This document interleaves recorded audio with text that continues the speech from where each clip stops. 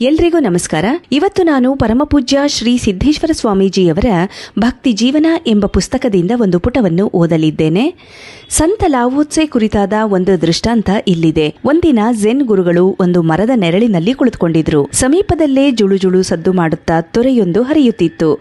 ಅಲ್ಲಿಯೇ ಹಾದು ಹೊರಟಿದ್ದಂತಹ ಆ ಕಾಲದ ಚೀನಾ ದೇಶದ ದೊರೆ ಲಾವೋತ್ಸೆನನ್ನು ನೋಡಿ ಶುಭಾಶಯ ಸಲ್ಲಿಸಿದ್ರು. ಅಂತಹ ಓರ್ವ ಮಹಾನ್ ಸಂತರು ನಮ್ಮ ದೇಶದಲ್ಲೇ ಇದ್ದಾರಲ್ಲ ಎಂಬ ಅರಿವಿನಿಂದ ರಾಜರಿಗೆ ಎಲ್ಲಿಲ್ಲದ ಆನಂದವಾಗಿತ್ತು. ತನ್ನನ್ನು ಅನುಯಾಯಿಯಾಗಿ ಸ್ವೀಕರಿಸುವಂತೆ ರಾಜರು ಕೋರಿ ಹೃತ್ಪೂರ್ವಕವಾಗಿ ಪ್ರಾರ್ಥಿಸುತ್ತಾ ದೈನ್ಯವಾಗಿ ಹೇಳಿದ್ರು, ಪ್ರಶಾಂತ ಹಾಗೂ ನಿಶ್ಚಿಂತ ಜೀವನ ಸಾಗಿಸಲು ನಿಮಗೆ ಒಂದು ಮನೆಯಾಗಲಿ ಸಾಮಾನು ಸರಂಜಾಮುಗಳಾಗಲಿ ಇದ್ದಂತಿಲ್ಲ. ನೀವು ಅರಮನೆಗೆ ಬಂದು ಈ ದೇಶದ ರಾಜಗುರು ಹುದ್ದೆಯನ್ನು ಏಕೆ ಸ್ವೀಕರಿಸಬಾರದು ಅಂತ ಅಂದ್ರು.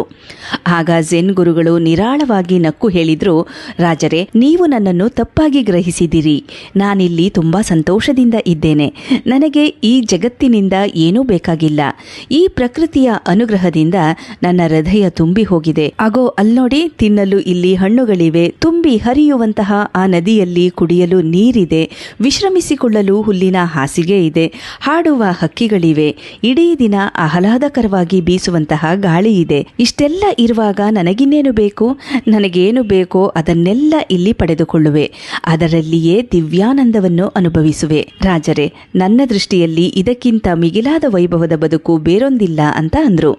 ನಿತ್ಯದ ಬದುಕಿನಲ್ಲಿ ಮೂಲಭೂತ ಸೌಕರ್ಯಗಳ ಅಗತ್ಯ ಇದೆ ಎಂಬುದು ನಿಜವಾದ್ರೂ ಸಂತೋಷದ ಬದುಕು ಒಂದು ಸುಂದರ ಹೃದಯವನ್ನು ಅಪೇಕ್ಷಿಸುತ್ತದೆ. ಮನೆಯನ್ನು ಹಾಗೂ ಪೀಠೋಪಕರಣಗಳನ್ನು ಹೇಗೆ ಓರಣವಾಗಿಟ್ಟುಕೊಳ್ಳಬೇಕೆಂಬುದು ನಮಗೆ ಗೊತ್ತಿದೆ. ಉದಾಹರಣೆಗೆ, ಒಂದು ಹೂದಾನಿಯನ್ನು ಅಂದವಾಗಿ ಕಾಣುವಂತೆ ಮೇಜಿನ ಮೇಲೆ ಇರಿಸುತ್ತೇವೆ. ಆದರೆ ಅಂತಹ ಸುಂದರ ಅಥವಾ ಬೆಲೆಬಾಳುವ ವಸ್ತುಗಳಿಂದ ಹೃದಯವನ್ನು ನಾವು ಅಲಂಕಾರಗೊಳಿಸಲಾಗುವುದಿಲ್ಲ. ಆದರೆ ಅಂತಹ ಸುಂದರ ಅಥವಾ ಬೆಲೆಬಾಳುವ ವಸ್ತುಗಳಿಂದ ಹೃದಯವನ್ನು ನಾವು ಅಲಂಕಾರಗೊಳಿಸಲಾಗುವುದಿಲ್ಲ ಎಂದು ಪರಮಪೂಜ್ಯ ಶ್ರೀ ಸಿದ್ದೇಶ್ವರ ಸ್ವಾಮೀಜಿಯವರು ಭಕ್ತಿ ಜೀವನ ಎಂಬ ಪುಸ್ತಕದಲ್ಲಿ ತಿಳಿಸಿರುವಂಥದ್ದು.